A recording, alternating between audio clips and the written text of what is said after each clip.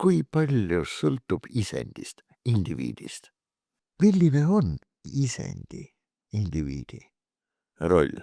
Äärmiselt mitmekesine, jällegi, ja väga huvitav küsimus.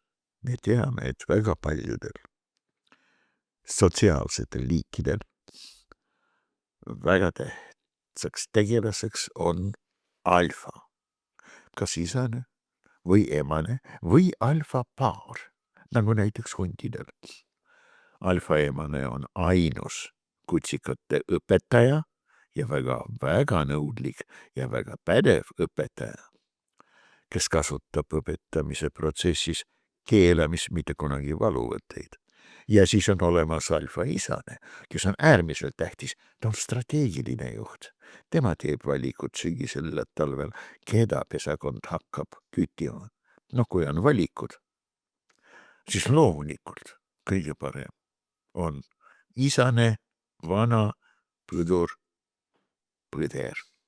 Teda tuleb ajada kuusikusse, tagurdada põder ei saa, ta jääb seisma, talvine aeg, isa, hunt, otse strateegiline juht, annab nüüd juhtimise ohjad emasele, alfaemasele, taktikalisele juhile. Nii et mida teeb siis ema? Ei luba poistel ja tüdrukutel rünnata seda põtra.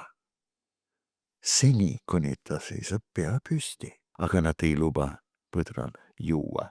Nii et see põder, vana, haige ja isane, ta saab oma infarkti aegsasti ja kõik on rahul, tähendab hundid igal juhul on rahul. Eks ole, äärmiselt tähtsad rollid nii emasel kui ka isasel. Loomulikult on liike, kellel on üks ainus praktiliselt juhtiv isend. Reeglina sellised on matriarhaalsed süsteemid. Nüüd K-tüüpi konkurentsi puhul lapsi on vähe ja iga lapse eest hoolitsetakse väga põhjalikult hundid, inimesed, kõik linnud, praktiliselt kõik imetajad, kõik püsisoojased, kõrgemad selgroogsed loomad, kuid kuidas sa hoolitsed laste eest, kui sa lapse vanem ja hoolitseja ei söö korralikult, ei ole tasemel, ei ole vormis. Sa pead sööma. Ja sinu lapsed peavad sööma, nad on lapsed, nad kasvavad.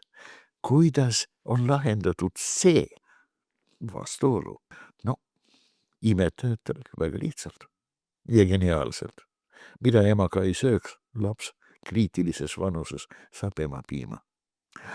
Lindudel on teine väga omapärane loomariigis ja väga huvitav mehhanism. Monogaamia.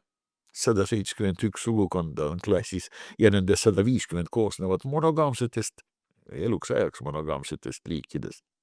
Sest mida söövad vanemad? Peaaegu või praktiliselt täpselt sama. Söövad ka lapsed ja söövad palju. Nii et üksinda ei saa hakkama. Lõpetuseks. Äärmiselt huvitav ja väga tähtis asjaolu, kuidas sotsiaalsed loomad valivad omi valitsejaid karisma järgi. Ja karisma, vähemalt zooloogiliselt sellele lähenedes, on võime tekitada valijaskonnal, karjaliikmetel, endast püsiv, pidev, absoluutne vaimustus. Olla tohutu ilmekas, mitte mingil juhul, mitte väljastada kõhklemise hetki. On vaja ennast sügada. No, poliitiliselt ambitsioosne paavian. Süga terviseks, aga tee seda karismaatiliselt. Näiteks niiviisi.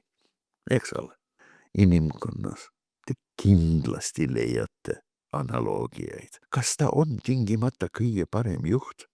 Täiesti võimalik, et ressursi mitmekesisuse ja külluse puhul ta on väga hea juht. Kuid katastroofi puhul ta ei pruugi seda olla. Või vastupidi. Miski ei ole absoluutselt garanteeritud reaalses looduses elusate asjade jaoks. Sa pead olema alati valmis ootamatusteks.